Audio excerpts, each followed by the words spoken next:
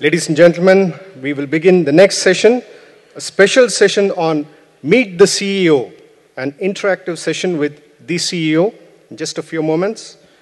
We will have 6 students who will have an interactive session with the CEO, a very interesting session.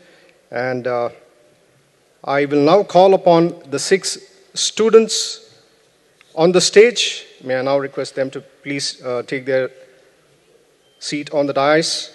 I first call upon Mr. Mohammad Yusuf from Hindustan College of Engineering.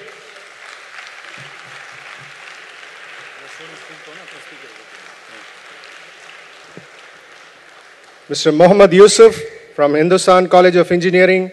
Ms. Akila from SA Engineering College.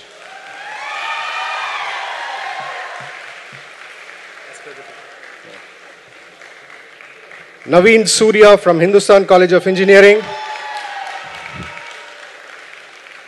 Sita Lakshmi from Amrita School of Business. Vishnu from Amrita School of Business. And Sabita from Sairam College of Management.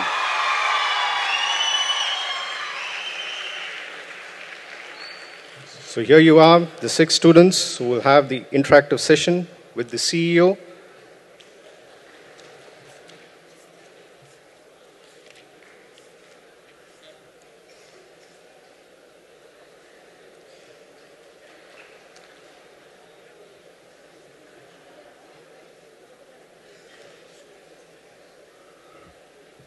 I now invite the chairman of the session, Mr. R. Raghutam Rao, Managing Director, ICRA Management Consulting Services Limited, to please take his place on the dais. Ladies and gentlemen, a round of applause welcoming Mr. Raghutam Rao. Very warm welcome to you, sir.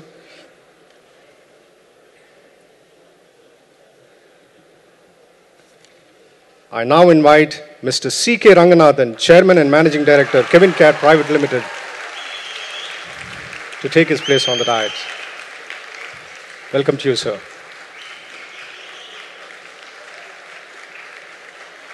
Mr. R. Raghutam Rao is the Managing Director of ICRA.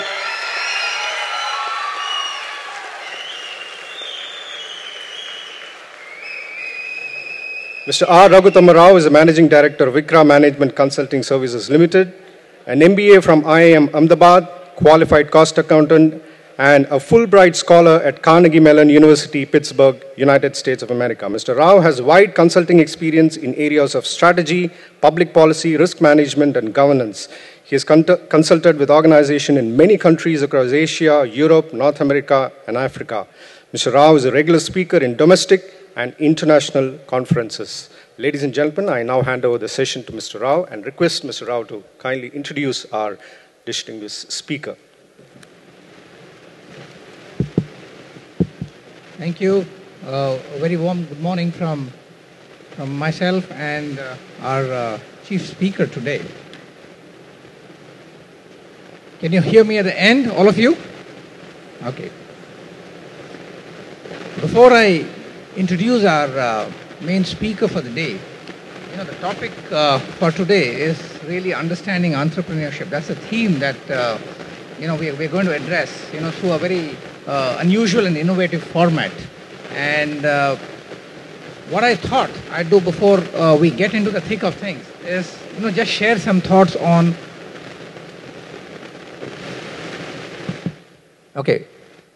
what I thought I'd do is just share some thoughts on what I think entrepreneurship is about, before hearing other thoughts and actually getting into a rapid fire question and answer round. If you actually look at the word entrepreneurship, it kind of enables multiple interpretations. It actually comes from the French word, and I think my pronunciation may be suspect. It's entreprendre, which is really 2 Latin words. Entre is to do something, to undertake something.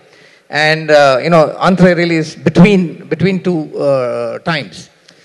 And if you actually look back, it's about the 13th century when it came about, started to get used. In the 16th century, there was a linkage between business and entrepreneurship. As someone who undertakes a business venture. If you come forward to the 18th century, you had several economists who actually introduced the concept of risk. essentially saying entrepreneur is somebody who undertakes a business venture with no guarantee of profit or surplus. So clearly, there is a linkage and movement towards how we understand entrepreneurship today. And if you look at how it happened in the 19th century, you have formal definitions, analysis, and so on and so forth. And one of the best definitions came from Jean Baptiste, who said entrepreneur is someone who earns a profit by shifting resources from low productive areas to high productive areas. That's something that we can associate with today quite easily. Essentially, if you look at modern definitions, one talks of a business venture or economic activity as combination of land, labor, capital, technology, and the art of organizing it all together. And that is the work that the entrepreneur undertakes, really, in doing this. I think there are several questions that come to mind. Is everyone suited to be an entrepreneur? Are entrepreneurs born or are they made? Are there skills that can be learned? There are several things or facets about entrepreneurship that enable themselves to be eternal topics of debate. And clearly, we have a very, very eminent person today, to share with us some insights, on what entrepreneurship is or what it has been, someone who has actually done this in real life. Creating and building a business, is not like planting a giant tree. I think it's more like creating a forest. I think it's more like creating an ecosystem. It's more like creating several other people, enabling many other actions to happen in a manner that benefits society and not just people who work or are associated with it. So therefore, I would think entrepreneurship is a larger activity than just business or profits or risk. So it kind of encompasses all of these, but actually has a much larger connotation than we can think of. So without much ado, having given these introductory remarks, let me introduce our key speaker for today, Mr. C.K. Ranganathan. As he was walking in, I thought we had a rock star coming in. And clearly, he is someone who is known to all of us in Chennai. He is the chairman and managing director of Kevin Care Private Limited.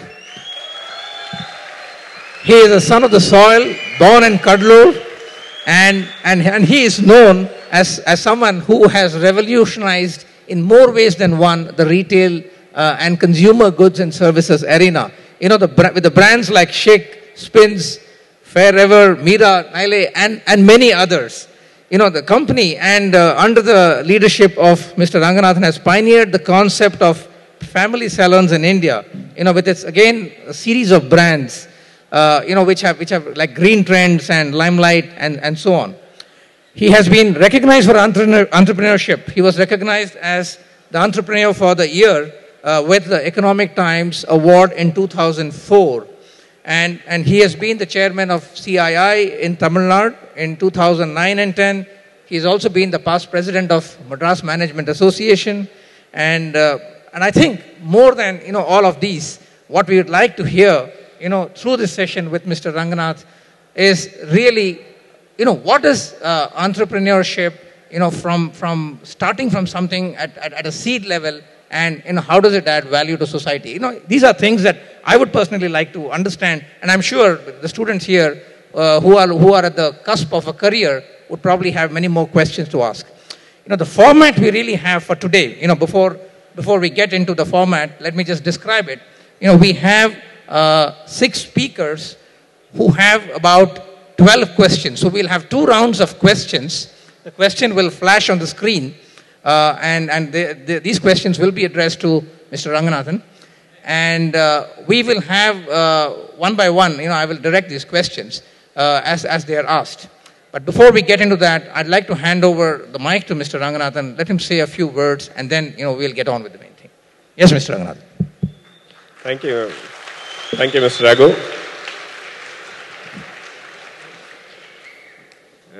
Good morning, all of you. It's my pleasure to be here. And I quite eagerly looking forward to the questions getting fielded to me. I'm sure in the last 2 days, even particularly yesterday, only this is today beginning of the day is very young.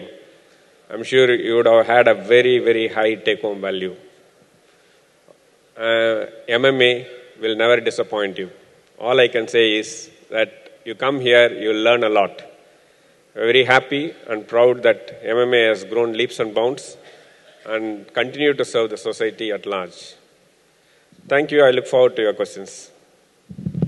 Well, that was as brief as one can be. So we will not let you go so easily, Mr. Ranganathan. Okay, let me hand it over to Mohammed Yusuf with the first question. Can we have the question on the screen, please? Morning. Speak into the microphone.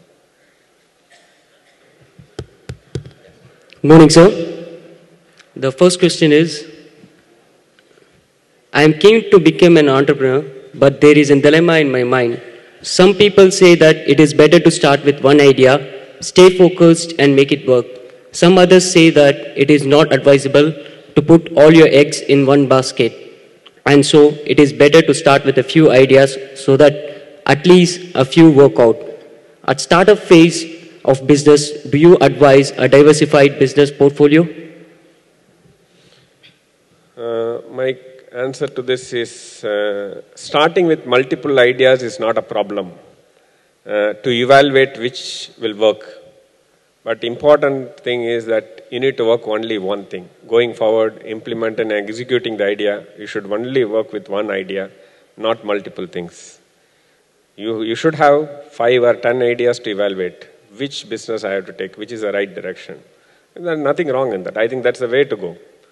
But never take even 2 ideas for execution at the same time. Because the fundamental investment an entrepreneur makes is not money, but his efforts.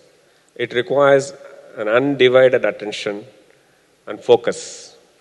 At the initial stage, if you start splitting your energies, focus on executing two different ideas, very likely it is designed to fail. So I would not recommend doing more than one at a time. Even if you can learn from nature. You look at a farmer, an agriculturist who has in plantain trees, you know that there is a lot of small baby plants will grow around that. What will do? This thing agriculturist or the farmer allows it to grow? If you very carefully notice, he will chop off many and allow only 1 or 2 to grow along with the mother plant. Because too many things will will compete for the same nutrition in the soil. Eventually nothing will grow. There's a fundamental you should learn from nature. Same thing here is, the nutrition what you give is your efforts, your investment of time, your focus. Never split it. I think that's a very profound advice. I think the power of focus, if you read Al Ries and Trout, you know, the message that I think Mr. Ranganathan has given, the power of focus is very clear. But the question, you know, that is also asked by Mohammed Yusuf here, what about the concentration risk? Aren't all eggs in one basket? You know, isn't that the risk that you trade off, really? No, it's not all eggs in one basket because, as I rightly said, the efforts are the investment. The focus is the investment. And when you grow big to a size, now today we are in multiple business. It is not that I am focusing on everything. It is very important there are responsible persons, group of people who are responsible of making it happen. In the initial stage of startup, it is an entrepreneur who is all in all with his team members. Everybody need to focus to make one idea to succeed. I think it's a very powerful idea. I think it resonates in every business venture, the power of focus. Thank you. We'll move to the second question. This is by Akila. Good morning, sir. Good morning, sir. My question is, a lot of emphasis is placed on innovation in entrepreneurship. Is it necessary that business ideas should be innovative, then only we can start? Or else can I start with a similar idea and hard work to get success? Does only innovative idea lead to success? Innovative ideas lead to success easily compared to a Me Too idea. I won't say Me Too idea will fail, but very difficult. Tell me, if somebody is having a sweet shop, you are opening next equally similar kind of this thing. Why would the customer come to your shop to buy sweets?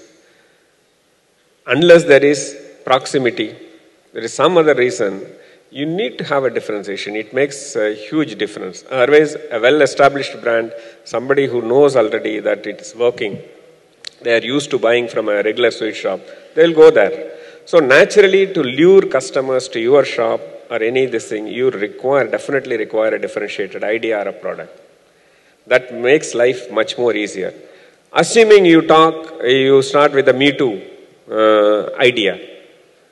I think you must understand the basic principle to succeed whenever you start a Me Too idea, Me Too product. Still there are ways and means you can succeed. Customers don't remember beyond 3 or 4 critical parameters as to why they go to a shop or choose a product. So that's very important. So if they only decide on 3 or 4 parameters of choosing a product or anything they choose, we need to understand what are those things. Instead of creating 10 different things, in those 3 or 4 critical parameters, if you give a significantly winning proportion, you will succeed. For example, a car. Which is the largest selling car now? Maruti 800, naturally. Okay, whatever is the case may be, it depends on the segment of the product. If you are pricing the same, one more product against Maruti Swift and pricing it at same price like Maruti Swift, why would a customer buy? You need to know why, what are the 3 or 4 reasons a customer is choosing Maruti Swift. And if you don't understand that, I go and price it equally and give a similar product, very likely it won't succeed. So if I know that, okay, Maruti Swift is giving me a mileage of about 16 kilometers per liter, here is my car which is going to give me 25 kilometers per liter. Very important. Indians look at mileage. The next thing they will look at the space, the elegance. So like that, if you know these are the 3 or 4 very critical things, each one I will have I will beat the competition. Go to the market and see, you will succeed. So nothing wrong in going with the Me Too, but don't go with exactly equal product, very difficult to succeed. Beat them on better proportion, on better working product, which is what the customer wants exactly. But ideally, I would recommend start with an innovative product. Innovative product makes life easier. It also makes many things. You may not have a very powerful organization in terms of sales. You may not have advertisement budget, too much of advertisement budget. If the product is differentiated, if the product is innovative, that I think very large extent compensates your deficiencies. Actually, I want to push this concept. You see, innovation is a very often used word, but I think what I heard here is, offering a differentiated service or a product is clearly the theme by which you make yourself relevant and successful, or put yourself on the path to success. So Ranganathan, I'd like if you could, expound a little bit on, generally people think or they equate technology with innovation. I mean, that's the buzzword today. If you are using technology, and particularly IT, then it is innovative. How is it that we can be in a low-cost economy, in a very differentiated market, with a very where consumers are very, as you said, very frugal-minded. They want economy, in every aspect of the world. How can different aspects of innovation, be brought out by an entrepreneur? I mean, maybe some of your own, moves in Kevin Care's evolution might be very exemplary. So therefore, what exactly can be examples of innovation, other than just product, in the way, or a business model, in the way it has been introduced, in the way it has been launched, if we could have some insights into what could be innovation, from an entrepreneurial point of view. I think, innovative ideas, I can share 2 of my examples. One is a similar product which already exists in the marketplace, how we played around against them. And one is a differentiated product. The latest one, I can talk about the differentiated product is milk in a sachet format available for 120 days without even required to be refrigerated. We introduced Covin's Pure Plus milk. So that in an era of where electricity power cut is 12 to 14 hours and fridge doesn't work, is a boon for consumers. People buy, they can keep it, anytime milk is available. So that is a big thing. But even otherwise also, you don't need to go and get everyday kind of this thing, fresh milk, and use it immediately, otherwise it will get spoiled. All those kind of sorts are taken care of. And we introduced the product, it was a big hit. We are very, very happy about that. Yeah. No, you're good. The other one is, the products already exist. How many of you, I don't know whether you have tasted our milkshake, Covin's milkshake. It is already, Amul has a milkshake. And if you look at, compared to the market players, I'm sure the product quality will be very good compared to other players in the market. Am I correct? Do you like the product? Thank you. So that is on a equally similar product which exists in the marketplace, we clearly bet the competition on quality of delivery. The same product, if somebody drinks Covin's milkshake, they will come again. So that's very important. That's what I mean when you say that when you are playing in the Me Too game, play it much better. Have a significantly winning product. Or else have a differentiated product. Thank you. We move to the third question. This is by Naveen. Yeah, Naveen. Keep it close to your mic.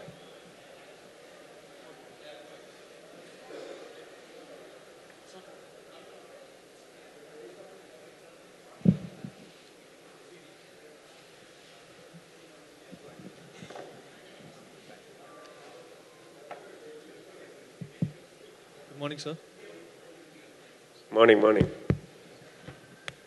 So my question is, don't you think young people from business families have a better chance of becoming successful entrepreneurs?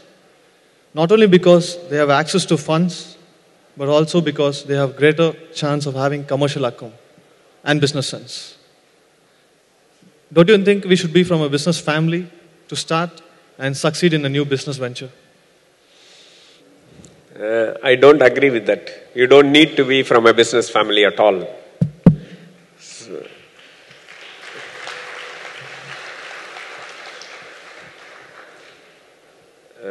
What it all requires is a person from a business family has one advantage compared to others. He believes that he has no other go but to do business. So fundamentally. So his mind full time is thinking that I'm going to do business. There is no wavering in his mind that he is going to do some job or any kind of this thing. So he is committed to it, therefore puts full efforts. Whereas a person from a non-business family background always evaluates, can I go back to work? Is it better? Or sometime when the business is tough, the immediate option is, hey, why these hurdles? Yeah, let me quit, let me go back to work, easier. Work from 9 to 5, enjoy and go back. I think it's all in the mind.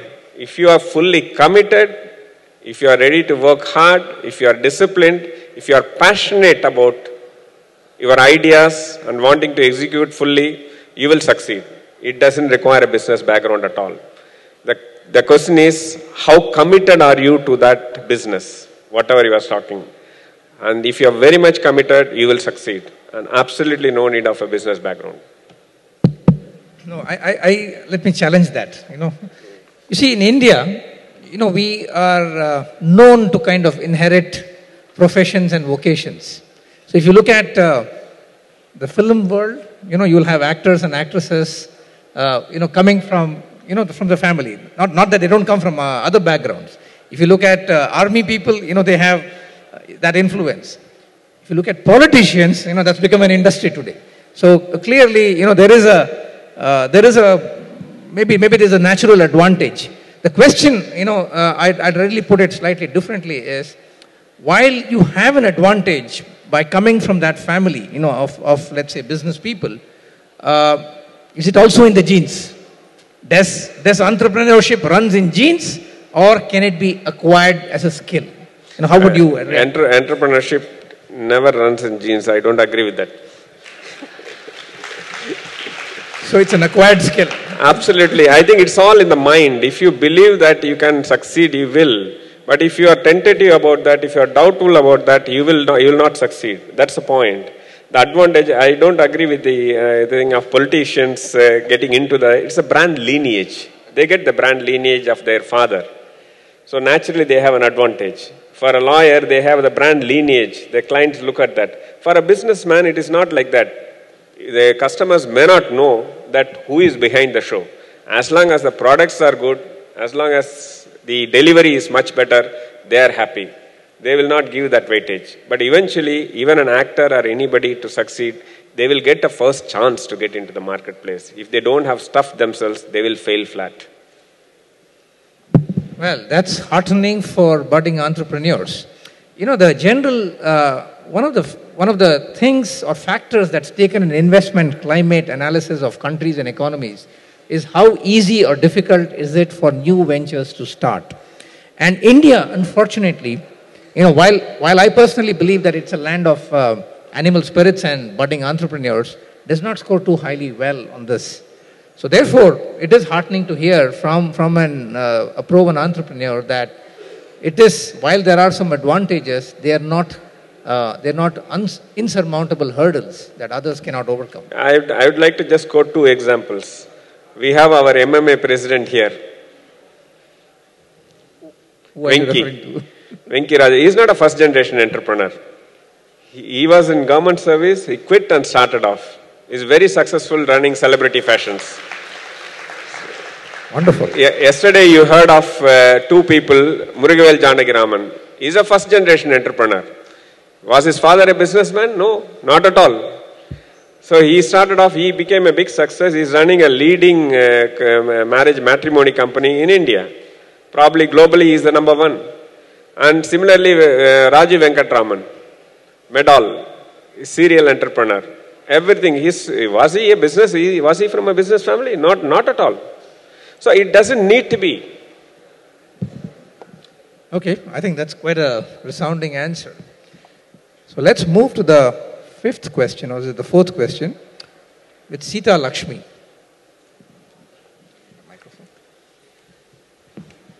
Can we have another microphone here, please? Number share panikalam. We'll share. Very good morning, sir. My question is, should I venture into entrepreneurship straight out of college, or do you suggest some work experience before venturing into entrepreneurship? And is prior experience a must to be a successful startup? Prior experience is not a must, I would like to state. But that helps. But definitely that helps. If you ask my advice, I would advise you to work for a year or two before you starting.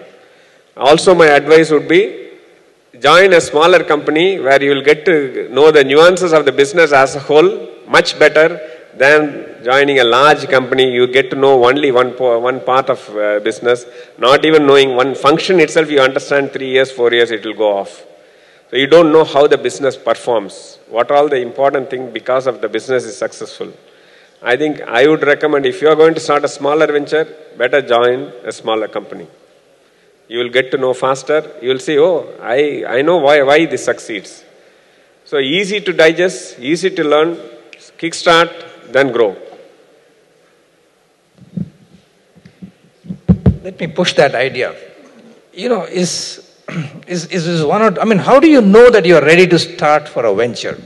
Is it just one big idea? I was reading a book on entrepreneurship written by the founder of Mindtree Consulting, Subrata Bagchi. I thought it was a pretty good book. And he's a successful entrepreneur too in a different area. So he had some ideas on that, but let me pick Mr. Ranganathan's mind. When do you know you're ready to start with a venture? Is it the first idea that comes? Is it when is it really ready to start? When you feel that the idea is so powerful, you have clarity of what are all it takes to succeed, you will not get sleep. You will be excited. You will not be tired. You would like to jump start and start the whole thing. That's an indication you are ready to start. If you are doubtful, if you say, will I succeed and all, going like that, then you are not ready to start. If your conviction is very strong, you will not get sleep. You will be filled with a lot of energy. And you will be ready to go. So that's an indication for you. If you spend a night without sleep, with a lot of excitement about your ideas and the way you conceptualize the whole thing, your visualization is perfect, I think you are ready to do. Okay, so look for the sparks, look for the sleepless nights, look for, you can't wait to get a related question. What is the finishing line for an entrepreneur? You start a business, it grows. Is there a finishing line? It is one's finishing line is all in individual's goal. Somebody's finishing line is grow big and sell it off. Somebody's thing is grow big and run it. As long as you and pass it on the baton to others in the family or anybody for kind of this thing. It depends on what is your dream. How do you see your succession? What do you want to do at the end of the day? Is money your ultimate goal or the satisfaction of running a very successful business? I think you need to ask yourself. So quite a lot of people, they may start well, they'll say, oh, there's a good money here, I will sell it off and go relax and retire early. You have to ask yourself, what is your finishing line? The finishing line is not uniform to all. It varies according to the individual's wish. Okay, this is working. So money is not the end all and be all. There are bigger goals than money. We'll touch upon this. I'm sure this will get addressed at a later point as well. Let's move on to the next question. This is from Vishnu. Good morning, sir. My question is, consumer-based entrepreneurial ideas require heavy investment in advertising. Is it safer or better to start a business which involves person selling more than advertising? Consumer-based entrepreneurial ideas requires heavy investment in advertising. Yes and no. Yes, sir, because otherwise, how will get to know the brand? Yeah, I think I already answered you in the earlier thing. If your ideas are very differentiated, the power of PR itself can take you through. People will start writing about magazines, TV, everybody are very eager to write about a differentiated idea. So that itself can take it through. And also retailers, if the idea is so differentiated, a retailer will start canvassing it to the consumers if it is differentiated. So what I would like to say is, if it is differentiated enough, you can start a consumer business. It doesn't mean it's only money that can be played, only advertisement that will help. There are quite a lot of successes where the product sells because of packaging. Sheer packaging makes it a big winner. You hardly see them getting advertised. You can you go to a supermarket shelf and see which are all the brands that you see them advertise. Which are all the brands, you have never seen them, but still people end up picking them up. Lot of products. You will be surprised to see more than 40% of the products which are not advertised still picked up by consumers. What do you mean to say for that phenomenon? You yourself are a consumer will pick up that. So it all depends on, it's a moment of truth. When I go to a supermarket, the packaging tells me that it is of high quality, the product content. It is something that I can pick up. If I am happy, I end up picking them up and go back. And I am happy with the product, I go and repeat it again and again. So people have built business based on that kind of a model. I don't deny advertisement is a very big booster in consumer product business. But it need not be always the very fundamental must to start a business. Thank you, sir. So what I'm hearing, Mr. Ranganathan, is that advertisement is important. But let me push this question in a slightly different angle. There are many goods and services which are now increasingly sold by way of e-commerce or mobile commerce or by unconventional. At least awareness is created that way.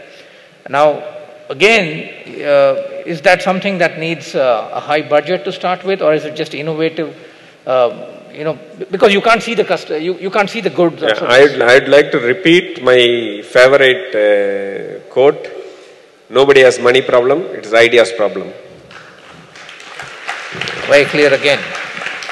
Even for promoting a product, you require ideas. You can make up with low cost. For example, I can tell you, when I started off my chick shampoo, I had very limited investment.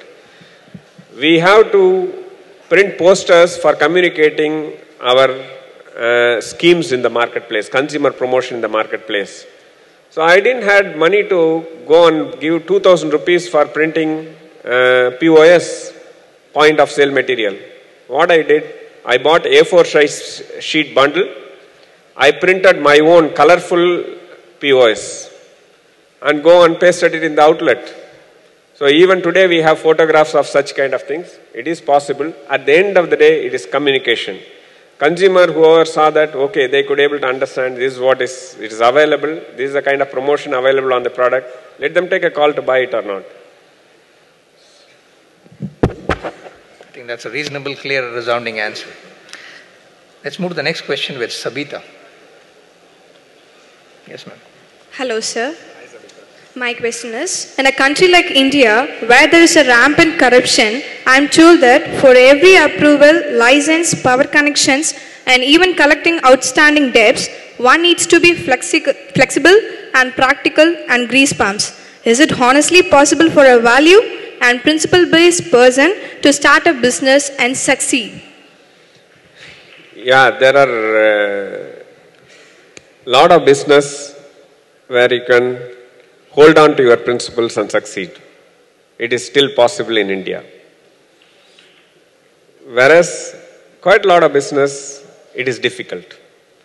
There are combinations. If you are starting a business which are mainly dependent on tenders, government-related kind of thing, a lot of meeting, a lot of approvals, statutory things, you will find it exceedingly difficult.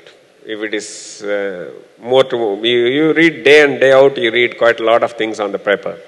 What's happening kind of thing. I think it's important that the business you choose determines whether you can hold on to your principle or not.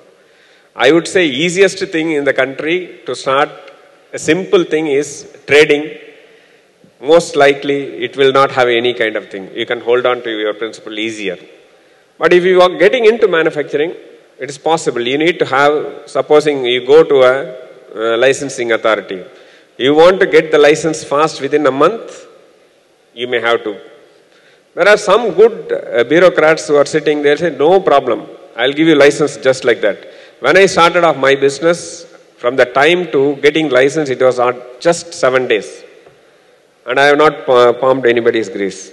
The environment is so conducive that people were, okay, young person who is starting a business, let me encourage.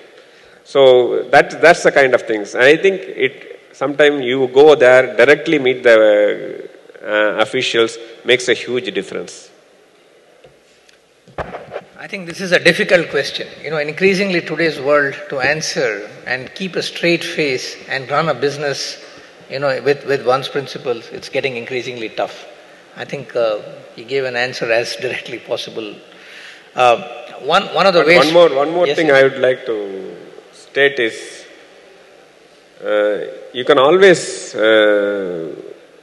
hold on to your principle. You have to be very clear.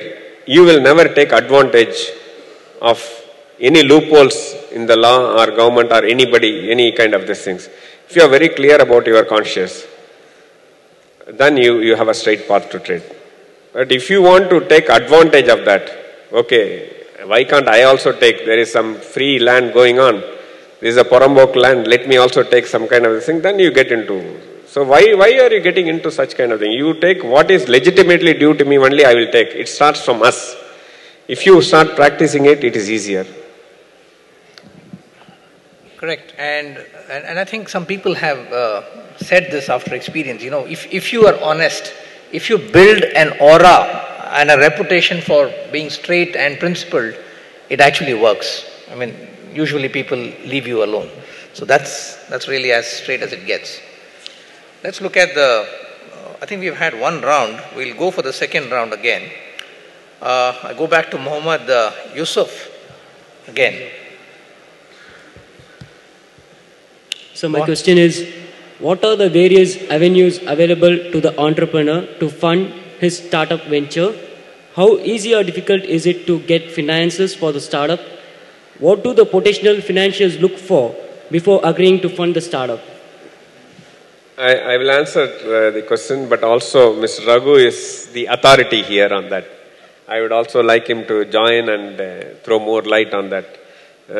Fundamentally, I would like to state that the banks, when you go and approach a bank, they will ask for, fundamentally they will ask for security.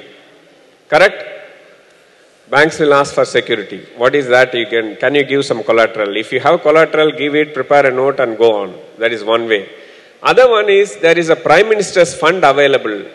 Banks are supposed to give 5 lakhs without even taking any collateral. If you are very clearly aware of that, go and tap that with legitimately under this scheme I want it. It is possible. But even some banks can brush it aside, but you should ready to write to RBI and so on. When you do such kind of things, automatically they will not have the guts to reject it. Your application is right. There is a kind of, if you know some bankers and they do it, they want to deliberately do it for a good, okay, right venture, I need to give, because they have compulsion also.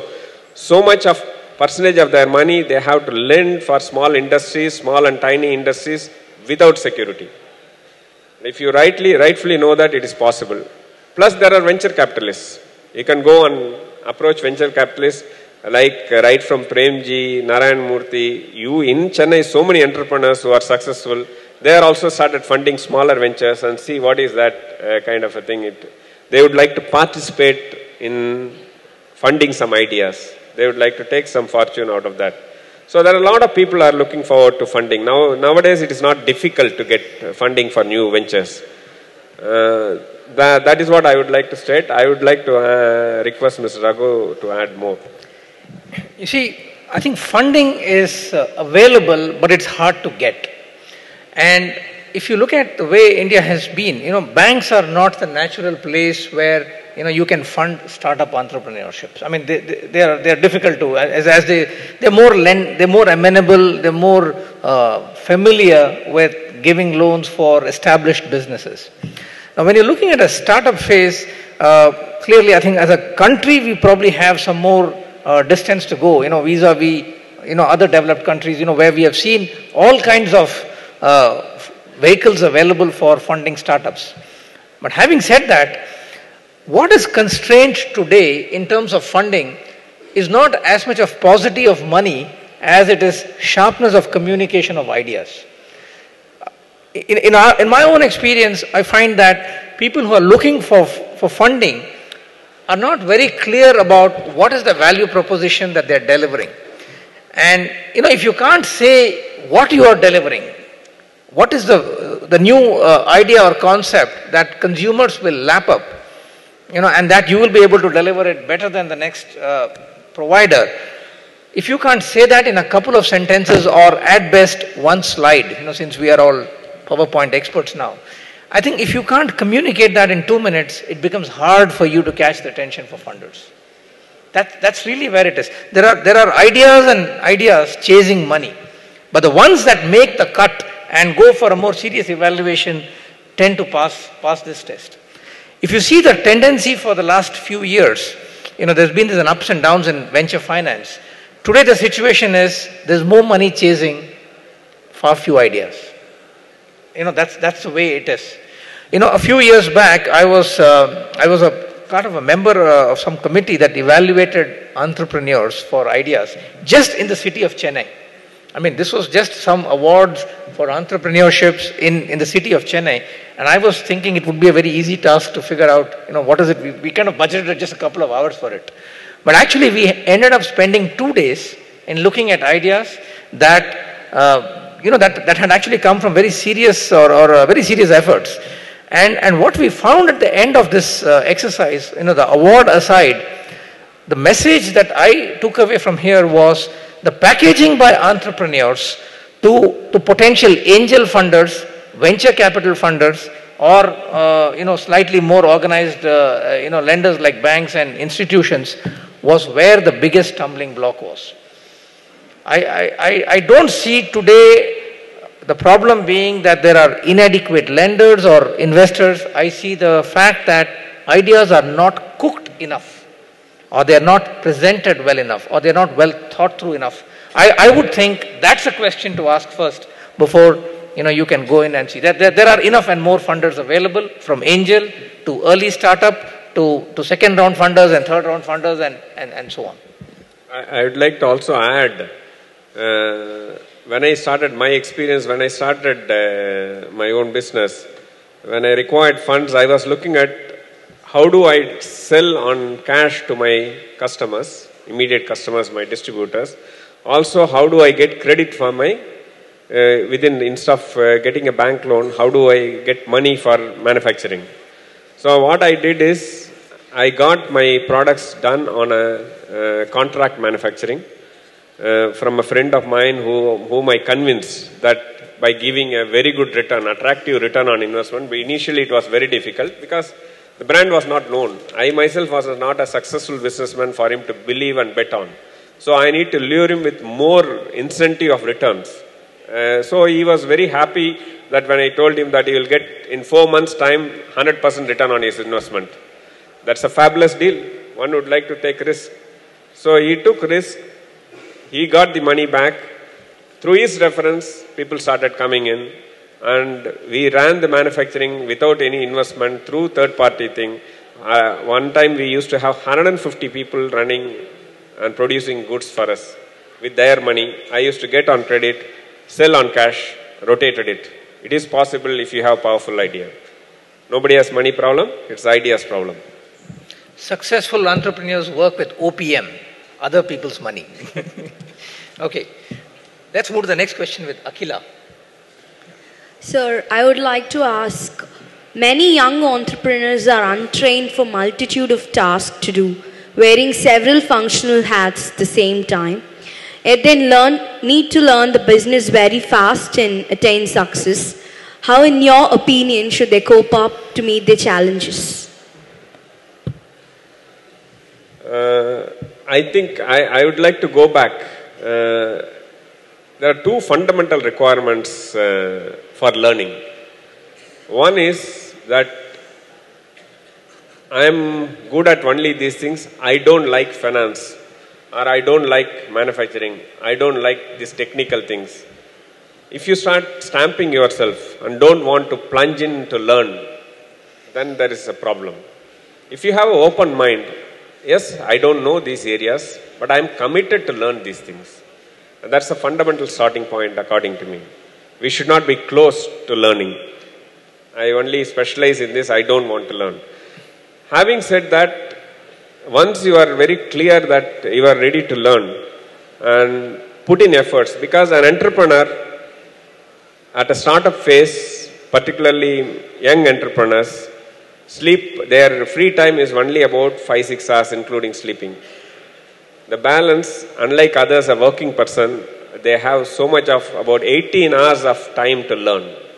So you put in, do one at a time, you start learning it with passion. If you have a passion to learn, if you are very clear that come what may, I am going to learn on each subject. When I started off, I didn't know anything other than manufacturing. In my family business, I was there for about 8 to 12 months time. I learned only manufacturing, not even finance, marketing, sales, you name it, nothing I knew about. So, but with that I started, but I committed to myself one thing. I am going to learn all these areas. I am not going to shy away from that. I also recall my father, he was a mathematician. And when he started, he need to learn technical things. Chemistry. Where is the correlation between a mathematician to chemistry? He bought a lot of technical books, started reading it, started formulating himself, he started discussing with various experts similar in the field, and started manufacturing and formulating his own shampoos, his own drugs. And that's possible. If you have an interest, whether you are a mathematician or something unrelated field, you can learn and start implementing. All it requires is a passion and commitment to learn. I think there's a very powerful message in that. I'd like to share an incident I had. I was attending a lecture of Azim Premji in IIT, I think. The hall was full of engineers and, the software boom was at its best. And someone asked a very provocative question to Mr. Premji. How well do you know the software technology? You know, is that required? And his answer was absolutely disarming. He said, I can't write a line of code. I've never written a line of code. I don't know if that's correct, but he's built an extremely successful, IT company in the world. So clearly, while he may not have, in fact, he made the point, most people in this room would write better software than I can ever write. But what I have succeeded in is, and he attributed it to saying, understanding the nuances of how a business works and taking the trouble to learn and ever be learning. And I thought it was a very powerful message coming from someone, who's built a great institution. We'll move to the next question from Naveen.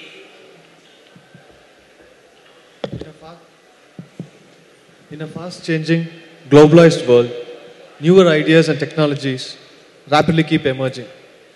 So, how do you as an entrepreneur keep abreast of these changes, and how do you keep adapting to these changes? Change is permanent.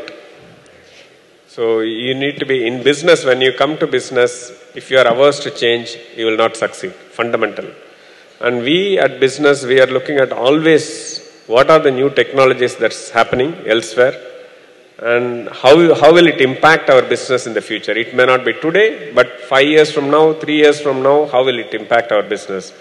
We have to immediately work on, discuss about that, and take cognizance of what will happen. So I think once you are very clear, then you take a decision of whether you quickly adapt that technology or would like to skip for some more time and do that. So what is very, very important how we do business is that any technology, whether it is in formulations, whether it is IT related technology, how that is impacting our business, we will definitely get to know. Not only that, I think we will not look at our own industry itself. We will look at other industries, unrelated industries, how the technology being used. We will normally look at that as to how that can be leveraged in our business. In addition to that, I think it is not me alone. If you look at my team members, everybody will be constantly looking at. I think very important thing is constantly updating yourself with the latest happening across the globe. There are scientific journals, there are IT journals, various things happening, what is happening. People are interested in publishing as to what is that new thing that they have invented, how this will impact the world. I think it's very important that you are very familiar with what's happening across, therefore how it will impact my business, how can I take advantage of that and get a competitive advantage. I think that's very, very important. That's what we do. Plus, in addition to that, I also move with a lot of entrepreneurs, and that helps me a lot. We exchange ideas. What is that is happening in their industry? And that goes a long, long way. It is important that you network. You network and understand and exchange ideas with others. What is new happening to them? How they leverage a technology. And you get a lot of ideas as to how things are impacting their business. Therefore, how do I leverage in my business is what you need to learn. It is a constant thing. It is a fundamental recipe to sustain a success. I would like to say, if you are to sustain a success, you need to be abreast of technology. There is no other go. You need to be very comfortable in change. Change is permanent. I think very, very eternal truth. And the second thing, I think more important for youngsters here, your learning starts or continues after you leave college. It doesn't really stop. So I think even as an entrepreneur, you're learning. Well, this is an interesting one. This is from Sita Lakshmi. Sir, I have been asking my father, who has recently retired, to start a business so that I can join him in a few years after I gain some work experience. But he feels that at 60s, he's too old to start a venture. So my question is, do you think entrepreneurship has any age bar? It's all in the mind. So many things, I think, business or anything to succeed in life, it is fundamentally the mental frame is very, very important. If you think you are young, you are young. If you think you are old, you are old. And there are several examples of people starting late at 70s, 75s and succeeding a lot in business. I think that business has no age, very clearly. It is all in the mind. One thing I would like to say, I have a friend of mine who is 80 years old, not 60. So I think you can tell your father. He is 80 years old. At 80 years, he has a lot of health complications. And he is not getting along with his son well at all. Son is doing separately on his own. And no question of, I don't think he will write whatever his properties to his son. He has daughters, they are doing on their own, and nobody is involved in the business he is in. He is starting new projects which will start yielding results after 7 or 8 years later. How do you explain this phenomenon? A guy at 80 with health complications, starting confidently that I will wait for business to succeed, which will have 7 or 8 years waiting period to reap the full benefit of it. It is fundamentally, he believes he will live, he will be able to do the business. I think that's very, very important. He will live despite all those things. The spirit of belief makes all the difference. Age has no bar. Sir, so you are basically saying that if there is passion, you don't have to fear anything. Absolutely. You also need to believe that you will live longer, yeah? Why do you think you are retired at this juncture itself? You need to fundamentally believe I will hit a century. At 60, 40 more years to live ahead. So I'll convey this message to him, sir. Yeah. Thank you. Thank you. I think that's a very, very important point Mr. Ranganathan mentioned here. You know, a few years back, Dr. Peter Drucker, you know, the well-known management expert, he actually made a profound statement which is actually coming true, which has come true in most advanced countries, and I see it coming true in India as well. Most people's working life is not 30 or 35 years as was conventionally thought. People look for a second career after working even for 20 or 25 years. And I think that's increasingly become, because one, longevity is there, two, you know, there are technological innovations or advances that have happened, three, you don't, there are far more applications of experience in new diverse areas. So therefore, the barrier of age or youth to starting a venture is increasingly coming down. And I think I agree with Mr. Ranganathan that it's all in the mind. And therefore, the fact that entrepreneurship can be started even at 80, that was of course news to me, but clearly it goes to symbolize that, one is never too late to start one. Let's move to Vishnu. Sir, this is a question most of the MBA students will have in their mind. So what are your views on high levels of educational qualification in relation to entrepreneurship? Is education an enabler or a hurdle in entrepreneurship? High level of educational qualification is not a deterrent at all. So let me state it very clearly. It's not a deterrent. At the same time, lesser education is also not a deterrent. So it's very important. Success has no correlation to education, but it's a big enabler. If you are educated, your conviction and confidence to refer any journals or books will be far higher. You need not have to learn that particular subject. So it comes in handy.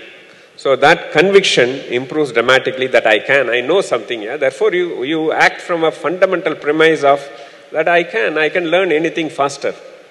If somebody who is starting from 7th or 8th standard kind of a thing, just 8th standard pass, assuming, they would, half the time they will be battling in their mind, oh, I am not educated well, can I understand this subject? Even a document to given for reading, they will struggling, they will say, okay, let me ask somebody to read it, I will just sign whatever is required. I think they need to overcome that fundamental. There are people who have overcome, even at 8th standard, they said they took pains to read and able to overcome their deficiencies. All I would like to state is, entrepreneurship has no correlation to education, but it's a very big enabler. It improves conviction like anything. Very important that you read, higher the education, it is better, don't shy away from that. It all will help you in the long run. Thank you, sir. I think there's a very, very subtle but important message. You know, when you hear the success stories of two of the most successful entrepreneurs of all time, they were college dropouts, Steve Jobs and Bill Gates. So it is kind of bandied about and romanticized that, you drop out of Harvard, that's a recipe or a path to success. Clearly, it is not. I mean, they were built of different stuff, or they were passionately driven by something else. But the fact that education can be used as an enabler to succeed, I think that's I'm actually hearing it for the first time, from an entrepreneur. And I think that's a very valuable message that I'd request people to take. In my case, if you look at, I started, though I was very, very poor academically, when I completed my degree, I did with a lot of arrears. After passing the college, I have to come and clear off my arrears.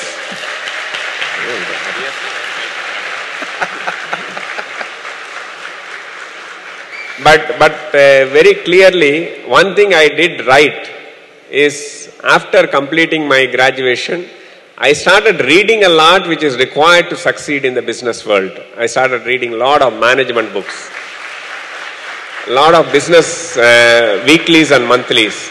I think which is very important, which you keep abreast of, you keep yourself of the latest happenings in the business. If you are very clear about that, then your conviction goes up. I think that's what I did. I feel it's timeless. Well, I think we're reaching the last question. This is from Sabita. My question is, what is your advice for the MBAs who are gathered here? Should they look for a job with a guaranteed income, or should they explore entrepreneurial opportunity and keep their fingers crossed? My father, he was a maths teacher. He said one thing very clearly. Right from when we were young, I heard one thing very clearly from him, that he worked, he was preaching us right from day one. We are 6 siblings. All of us, he was telling that you are not going to work for someone. You are going to do business on your own. You are going to be on your own. That was very clear. So he accordingly, first one, my eldest brother was a doctor, next was a lawyer, the next was a doctor again, gynecologist. So when it came to my this thing, he said, either you do agriculture. Initially he said, okay, agriculture is better for... So that is how I thought, believing I will do agriculture. After some time he said, okay, business. When he started business, okay, you can take care of business. That is what he was telling. So the point what I am telling is, I grew with that mindset of doing business. That is very important. So I will do business, I will be on my own, very fundamentally. So that I think makes a huge difference, the way our parents, I owe my success to them, because that's the kind of mindset I grew with. Having said that, my advice would be, why you want to work, why can't you be job creators? If you believe that you can create job, you can. Instead of affecting yourself, I go and work, I earn money, but I will work, I will earn money, but I will also create a lot of employment. The country at this time requires a lot of employment generation. We are all talking about the GDP growth, about how the per capita income need to go up and so on.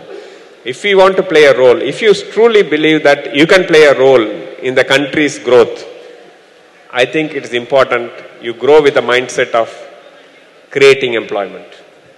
So rather get into business is what my advice would be. Thank you, sir. Well, we are coming to the end of a very, very interesting session with a very successful entrepreneur who's kind of taken us through several insights into what entrepreneurship is all about. It's clearly a very fascinating area. PhDs have been written, careers have been spent analyzing entrepreneurship, and I don't think we've seen the last word or anywhere coming close to understanding this wonderful phenomenon of what is entrepreneurship. The last point that Mr. Ranganathan made has a larger connotation. We hear that entrepreneurship is about taking risks. It's about earning profits. It's about other issues beyond profits. He mentioned about creating jobs. We hear this concept of social entrepreneurship. To my mind, it's a confused, where profit is not important and there are other areas which are more, or goals which are more important. In my view, an entrepreneur who's working for profits is actually doing a social job by creating jobs. And I think this entire, shall I say, responsibility of creating 500 million jobs in the next 10 years in India, the largest contributor is not government, It is not capital, but it's actually entrepreneurs and the spirit of enterprise which will actually see this dream come true. So therefore, with that tribute to entrepreneurship, and unless Mr. Ranganathan has a word to add, yes, you do? Yeah. Okay. I would like to state one thing in relation to the last question you asked.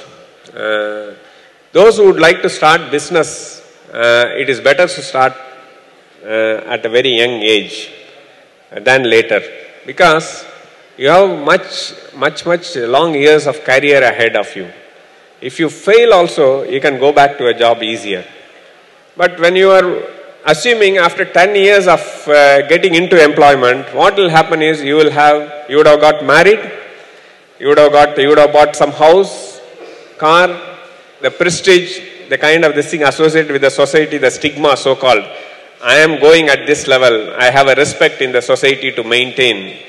I have some level of economical affluence I have attained. I want to maintain this. Natural, quite natural to any human beings. When you start scaling up in job like that, your ability to take risk gets cut off. The risk-taking nerve is cut off. So naturally what happens, a lot of people crib. I have all the ability. I do so well in my job. But I don't want to take risk because I earn handful of salary. I have taken loan for my kind of this thing. My building or car and kind of this thing, prestige and image. I think I would recommend early startup is the best. If you want to start business, do it within the next 2 years' time. And that's what I did. And another important thing, you need to be ready when you start a business. Very, very fundamentally important. What the society will think about me if I fail? I think that should not haunt you. What if I economically go down? That should not haunt you. If you are not ready to fail, if you are not ready to walk back, so I don't even have a cycle to walk back. I am ready to go start from the scratch. You have at the end of the day, you are all management students. You have an education behind. Any time you can go and get a job. And this is the right time to take risk, I say. Why should we be bothered about that? I think don't take it at a later stage that I want to start business after 10 years, you will never take. Only 2% or 5% of the people will start. So better to start early in next 2 years' time. I have one small doubt. Yeah. That is, you must have had certain views of entrepreneurship when you were a beginner. So as you progress, it must have changed. So if they have changed, what are your views now? What is your question? You must have had certain views about entrepreneurship when you were starting up your career. Yeah, starting up a career, Yes. correct. So have your views changed as you progressed? And if they have, what were the views before and what were the views that you have now? Yeah, I think when you start up a business, I was thinking entrepreneurship is about taking risk, big time risk. After having started, I said it is not a risk. It is actually a calculated way of taking risk. You de-risk yourself by doing so much of homework. I think when you can do it, it is not a gamble. So from an outside, it looks like a gamble. You may succeed, you may lose. But when you come inside, you know, no, it's an organized way. You can definitely succeed if you do your homework properly. It is not at all a gamble. That's what my perception changed. Thank you, sir. Thank you and all the best. Thank you. I also would like to thank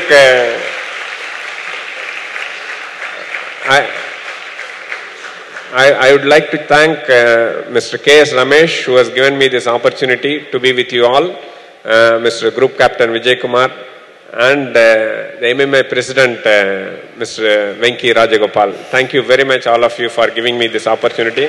Thanks to Mr. Raghuttama Rao for steering me and making the whole session valuable to the students. Thank you. Thank you very much. With this, we bring the session to a close. A big hand to Mr. Ranganathan and to our participants. Thank you, gentlemen. I request the chairman and the speaker to please stay back. This has been truly a very enlightening session. We could have continued, but due to paucity of time, we are to cut short the session. May I now request the President of Madras Management Association, Mr. Venki Rajagopal, to do the honors of presenting a memento to the chairman and the distinguished speaker. To Mr. Raghuttama Rao. Thank you, sir, for having accepted our invitation to be present here. To Mr. Raghuttama Rao, the chairman of the session. And to Mr. Swaminathan, the distinguished speaker.